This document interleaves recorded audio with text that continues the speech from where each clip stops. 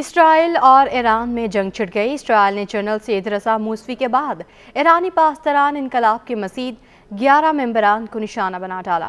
عرب media نے دعویٰ کیا کہ شام کے دمشق ایئرپورٹ پر اسرائیلی حملے میں ایرانی پاسداران انقلاب کے 11 ممبران شہید ہو گئے۔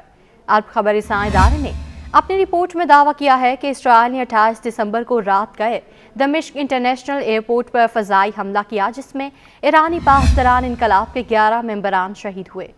عرب میڈیا کا بتانا ہے کہ اسرائیلی حملے کا نشانہ بننے والے ممبران مشرقی شام میں ایرانی فورسز کی دیکھ بھال کی ذمہ داریوں پر فائز تھے اور وہ حملے کے وقت ایئرپورٹ پر ایک سینئر وفد کا استقبال کرنے کے لیے موجود تھے۔ دوسری جانب ایرانی پاسداران انقلاب نے عرب میڈیا کے دعوے کو بے بنیاد قرار دے دیا۔ اس سے قبل شام کے سرکاری میڈیا اور وزارت دفاع نے مشرقی شام میں دمشق کے نزدیک اسرائیلی حملے کی اطلاع دی تھی۔ اسرائیل کی جانب سے بھی دمشق کے ایئرپورٹ پر حملے سے متعلق کوئی بیان جاری نہیں کیا گیا ہے۔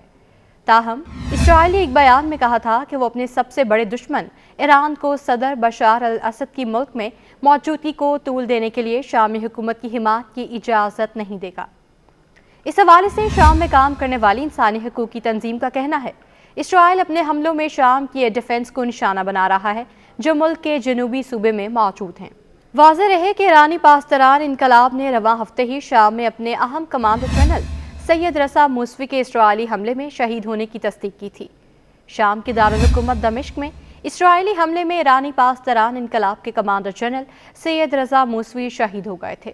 ایرانی خبر رساں ایجنسی کے مطابق اسرائیلی طیاروں نے دمشق میں زنیبیہ ضلع کے قریب فضائی حملہ کیا تھا، جس میں پاسداران انقلاب کے کمانڈر جنرل سید رضا موسوی شہید ہوئے۔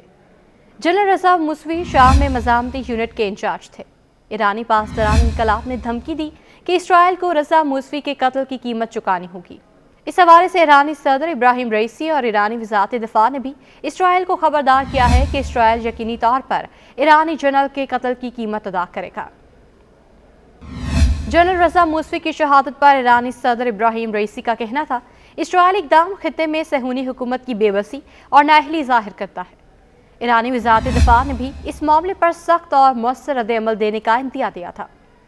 جنرل سید رضا موسوی کی شہادت پر تہران میں سینکڑوں افراد نے احتجاجی مظاہرہ بھی کیا اور مظاہرین نے جنرل سید رضا موسوی کے قاتل کو کیفر کردار تک پہنچانے کا مطالبہ کیا۔ جنرل رضا موسوی جنرل قاسم سلیمانی کے ساتھی تھے۔ خیال رہے کہ امریکہ نے 3 جنوری 2020 کو عراق کے دارالحکومت بغداد میں ایرانی قدس فورس کے کمانڈر جنرل قاسم سلیمانی کی گاڑی کو نشانہ بنایا تھا، جس میں جنرل قاسم ساتھیوں سمیت شہید ہو گئے تھے۔ واضح رہے کہ ایران اور اسرائیل میں لفظی جنگ بہت تلخ رہی ہے۔ اسرائیل شام میں ایران سے منسلک اہداف پر مسلسل حملے کر رہا ہے۔ غزہ میں 7 اکتوبر کو حماس کے حملے کے بعد اسرائیل اور ایران میں کشیدگی بڑھ گئی ہے۔ اسرائیل ایران پر حماس، حزب اللہ اور حوثیوں کی حمایت کا الزام لگاتا ہے اور ان تنظیموں کی حمایت کی وجہ سے اسرائیل ایران کو اپنے لیے سب سے بڑا خطرہ سمجھتا ہے۔